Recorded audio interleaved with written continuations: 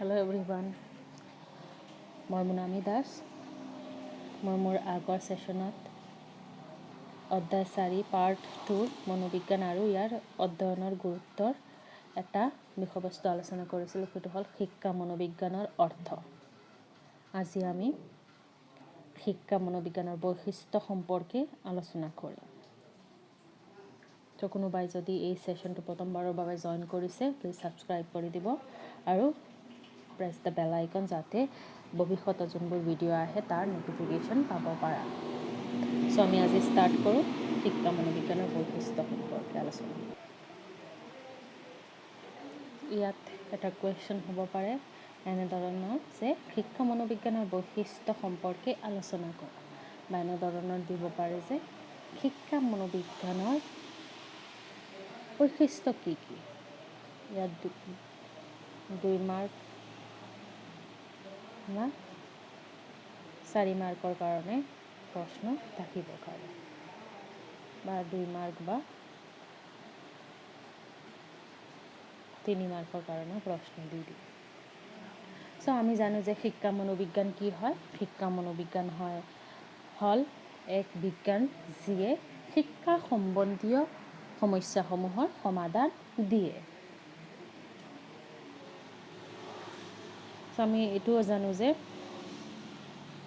সকলো বিষয়বস্তু আছে, সকলো বিষয়বস্তু নিজৰ নিজৰ বৈশিষ্ট্য আছে। ঠিক তেনেধৰণৰ সকলো মানুহৰে নিজৰ নিজৰ বৈশিষ্ট্য বা কেৰেক্টাৰিষ্টিক্স আছে। সেই বৈশিষ্ট্য অনুযায়ী মানুহে কি কৰে, কাম কৰে, আৰু এই কোনো বিষয়বস্তুও নিজৰ নিজৰ বৈশিষ্ট্য অনুযায়ী কাম কৰে। তেতিয়া আমি শিক্ষা মনোবিজ্ঞানৰ বৈশিষ্ট্য সম্পৰ্কে আলোচনা কৰোঁ। প্ৰথমটো কি হ'ল,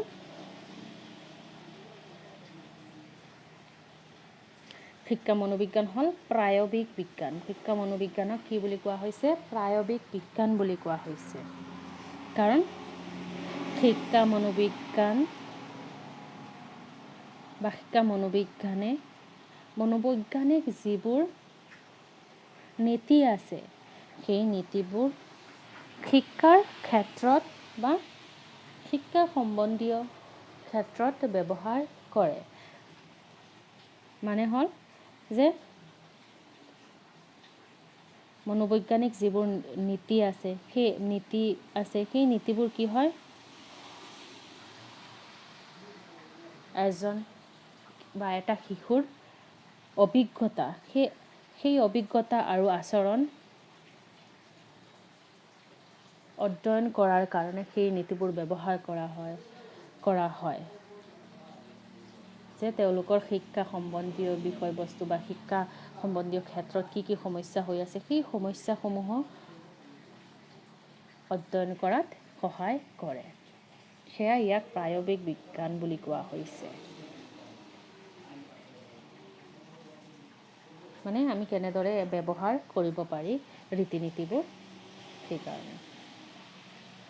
2 নম্বৰটো হ'ল শিক্ষা মনোবিজ্ঞান হ'ল ধনাত্মক বিজ্ঞান। চ' শিক্ষা মনোবিজ্ঞানক ধনাত্মক বিজ্ঞান বুলি কোৱা হৈছে কাৰণ ইয়ে কি কৰে, এটা শিশুৰ আচৰণ সম্বন্ধীয়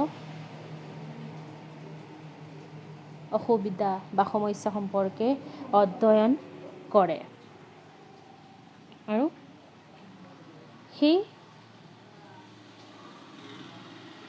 আচৰণ সম্বন্ধীয় সমস্যাবোৰ ক'ৰ পৰা আহিছে, কেনেকৈ আহিছে, সেইসমূহক বিচাৰ কৰে আৰু চালি জাৰিকৈ চায়। সেইকাৰণে ইয়াক ধনাত্মক বিজ্ঞান বুলি কোৱা হৈছে, যাক ইংলিছত পজিটিভ চায়েন্স বুলি কোৱা হয়।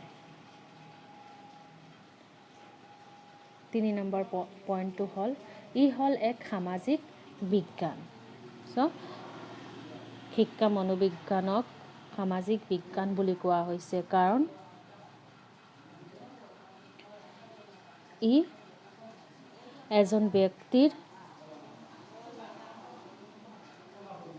ব্যক্তিক অধ্যয়ন কৰে শিক্ষা সম্বন্ধীয় পইণ্ট অফ ভিউৰ পৰা, যে শিক্ষা সম্বন্ধীয় পইণ্ট অফ ভিউ সেই শিশুৰ ৰিজাল্ট কেনেকুৱা হ'ল, বা তেওঁৰ ৰিজাল্ট কেনেকৈ কৰিছে, আৰু ই কি হয়, এজন ব্যক্তিৰ নহয়, এটা গ্ৰুপ, এটা গোটৰ কি কৰে, সেই আচৰণ সম্বন্ধীয় বিষয়বস্তু সম্পৰ্কে আলোচনা কৰে আৰু সেই যে ৰিজাল্টটো কেনেকুৱা হৈছে বা ৰিজাল্টটো যদি অলপ বেয়া হৈছে, কিয় হৈছে সেই ৰিজাল্টটো বেয়া, সেই সম্বন্ধে আলোচনা কৰে।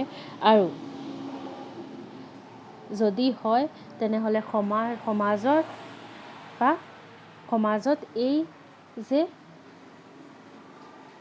শিক্ষা মনোবিজ্ঞানৰ নীতি আছে সেইটো কেনেদৰে আমি ব্যৱহাৰ কৰিব পাৰি বা কেনেদৰে আমি ইমপ্লিকেশ্যন কৰিম সেই সম্বন্ধে আলোচনা কৰে। আৰু যিবিলাক সমস্যা এজন শিশুৱে সন্মুখীন হৈ থাকে ব্যৱহাৰিক দিশত বা তেওঁলোকৰ শিক্ষা সম্বন্ধীয় দিশত, সেই সকলোখিনি কিয় হৈ আছে, কেনেকুৱা হৈ আছে, সেইটো সামাজিক দিশত আলোচনা কৰে। 4 নম্বৰটো হ'ল বৃদ্ধি আৰু বিকাশৰ বিজ্ঞান।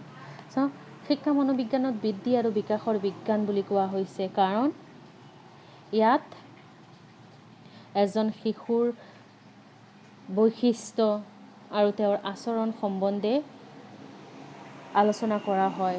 এটা শিশুৰ আচৰণৰ পৰিৱৰ্তন কিয় হৈছে আৰু সেই আচৰণটো এটা শিশু কিহৰ কাৰণে কৰি আছে বা কোনো এটা আচৰণ কৰাৰ লগতে এটা ৰিজন বা কিবা এটা কাৰণটো জড়িত হৈ আছে ন, সেই কাৰণ সম্বন্ধীয় অধ্যয়ন এই বৃদ্ধি আৰু বিকাশৰ বিজ্ঞানে কৰে।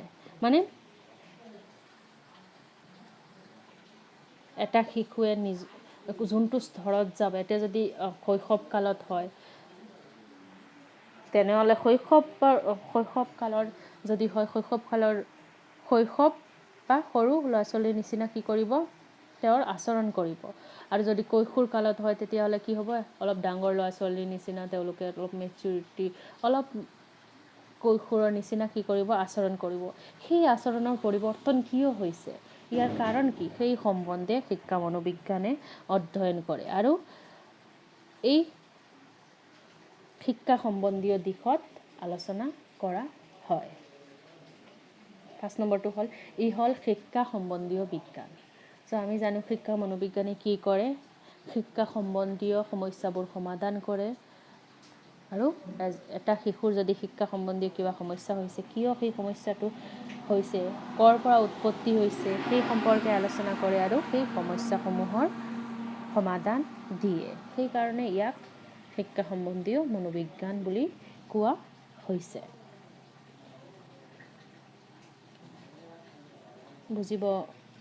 মই ভাবোঁ যে এই পইণ্টবোৰ বুজিব পাৰিছা বুলি। আৰু এটা পইণ্ট ইয়াত হ'ব পাৰে, 6 নম্বৰ পইণ্টটো লিখি ল'ব পাৰা যে ই হ'ল এক বিশেষ বিজ্ঞান।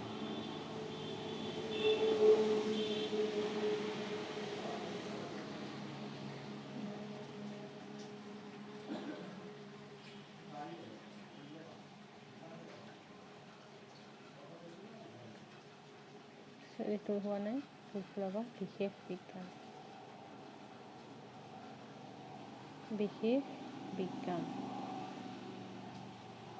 বিশেষ বিজ্ঞান বুলি কোৱা হয়।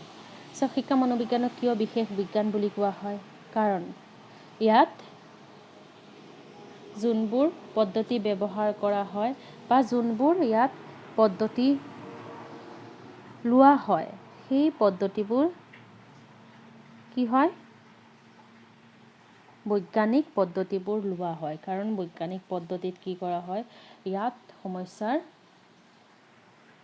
প্ৰুফ লাগে যে সেই সমস্যাটো ক'ৰ পৰা উৎপত্তি হৈছে, কেনেকুৱা হৈছে, সকলোবোৰৰ কি লাগে, এভিডেঞ্চ লাগে।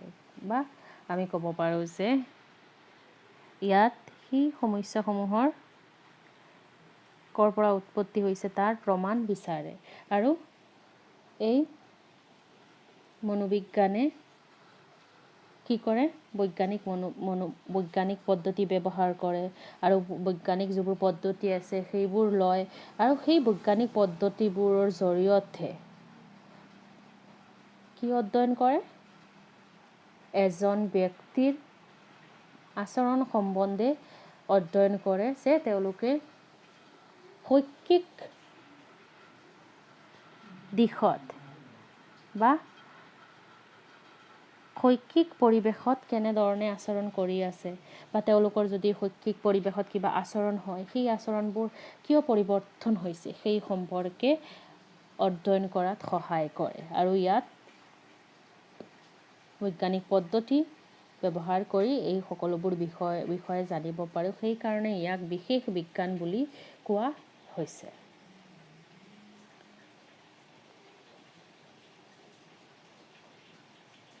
এইখিনি হ'ল শিক্ষা মনোবিজ্ঞানৰ বৈশিষ্ট্য। Thank you everyone.